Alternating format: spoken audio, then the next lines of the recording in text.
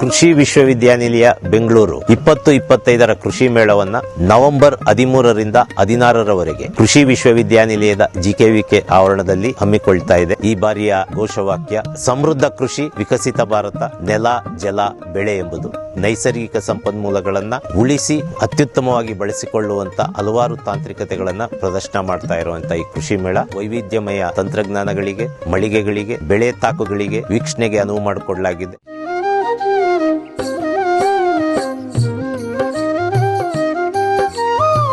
ಎಲ್ರಿಗೂ ನಮಸ್ಕಾರ.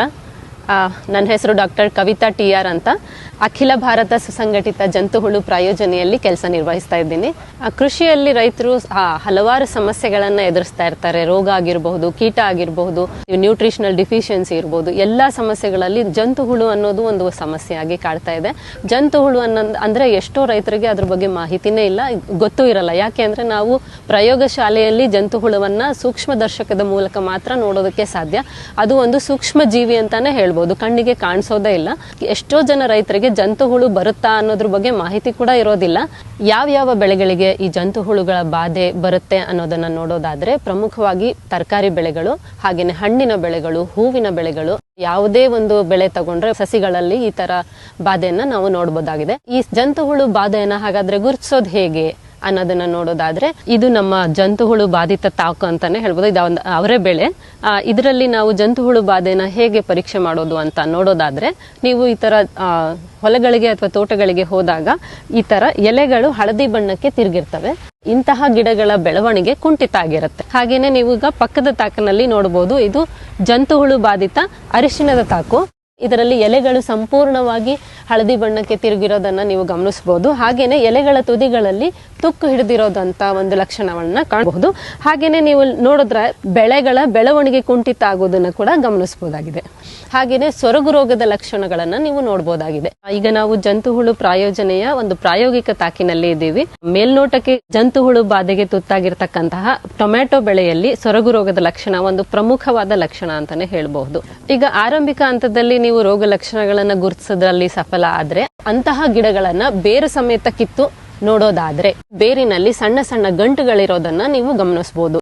ದ್ವಿದಳ ಧಾನ್ಯ ಬೆಳೆಗಳಲ್ಲಿ ಬರ್ತಕ್ಕಂತಹ ರೈಸೋಬಿಯಂ ಅನ್ನೋ ಒಂದು ಇದ್ರ ಬಗ್ಗೆನೂ ಗೊತ್ತಿರಬಹುದು. ಸಾಮಾನ್ಯವಾಗಿ ಎಲ್ರಿಗೂ ಗೊತ್ತೇ ಇರುತ್ತೆ, ದ್ವಿದಳ ಧಾನ್ಯ ಬೆಳೆಗಳಲ್ಲಿ ಬೇರುಗಳಲ್ಲಿ ಗಂಟು ತರ ಬರ್ತಾ ಇರುತ್ತೆ. ಅದನ್ನ ನಾವು ರೈಸೋಬಿಯಂ ಅಂತ ಕರಿತೀವಿ. ಹಾಗಾದ್ರೆ ಈ ಜಂತುಹುಳು ಬಾಧೆಯಿಂದ ಬರ್ತಕ್ಕಂತಹ ಬೇರಿನಲ್ಲಿ ಗಂಟುಗಳು ಹಾಗೂ ರೈಸೋಬಿಯಂ ನಿಂದ ಬರ್ತಕ್ಕಂತಹ ಗಂಟುಗಳಿಗೂ ಏನು ವ್ಯತ್ಯಾಸ ಅನ್ನೋದನ್ನ ನೋಡೋದಾದ್ರೆ, ಈಗ ನನ್ನ ಕೈಲಿ ಒಂದು ಗಿಡದ ಬೇರಿದೆ. ಇದರಲ್ಲಿ ನೀವು ಸೂಕ್ಷ್ಮವಾಗಿ ಗಮನಿಸಿದಾಗ ಬೇರಿನಲ್ಲಿ ಗಂಟುಗಳನ್ನು ಕೂಡ ನೀವು ಗಮನಿಸಬಹುದು. ಈ ರೈಸೋಬಿಯಂ ಆದ್ರೆ ಈ ತರ ಅಂತಿದ್ದಂಗೆನೆ ಅದು ಬಿದ್ದು ಹೋಗುತ್ತೆ. ಆದ್ರೆ ಬೇರುಗಂಟು ಜಂತುಹುಳುವಿನಿಂದ ಬರ್ತಕ್ಕಂತಹ ಗಂಟುಗಳನ್ನ ನಾವು ಸುಲಭವಾಗಿ ಬೀಳ್ಸೋದಕ್ಕೆ ಸಾಧ್ಯ ಇಲ್ಲ. ಈ ತರ ನಾನು ಎಷ್ಟೇ ಉಜ್ಜಿದ್ರೂ ಕೂಡ ಆ ಗಂಟು ಬೀಳೋದಿಲ್ಲ. ಇದೇ ಒಂದು ಪ್ರಮುಖವಾದ ವ್ಯತ್ಯಾಸ ರೈಸೋಬಿಯಂ ಮತ್ತು ಬೇರುಗಂಟು ಜಂತುಹುಳುವನ್ನ ಗುರುತಿಸೋದಕ್ಕೆ. ಇದು ಒಂದು ಜಂತುಹುಳುವಿನ ಲಕ್ಷಣ ಅಂತ ಹೇಳ್ಬೋದಾಗಿದೆ.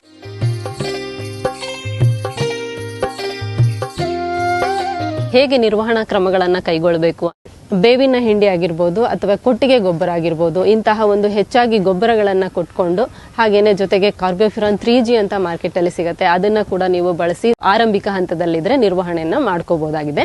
ಬೆಳೆಯನ್ನ ಬೇಸಾಯ ಪದ್ಧತಿಗಳಲ್ಲಿ ಸ್ವಲ್ಪ ಪರಿವರ್ತನೆಯನ್ನ ಮಾಡ್ಕೋಬೇಕಾಗತ್ತೆ. ಈಗ ಬೆಳೆ ಪರಿವರ್ತನೆ ಮಾಡೋದು, ಹಿಂದೆ ಯಾವ ಬೆಳೆಯನ್ನ ಬೆಳೆದಿದ್ರಿ ಅದೇ ಬೆಳೆಯನ್ನ ಮತ್ತೆ ಬೆಳೆಯೋದನ್ನ ತಪ್ಪಿಸ್ಬೇಕಾಗತ್ತೆ.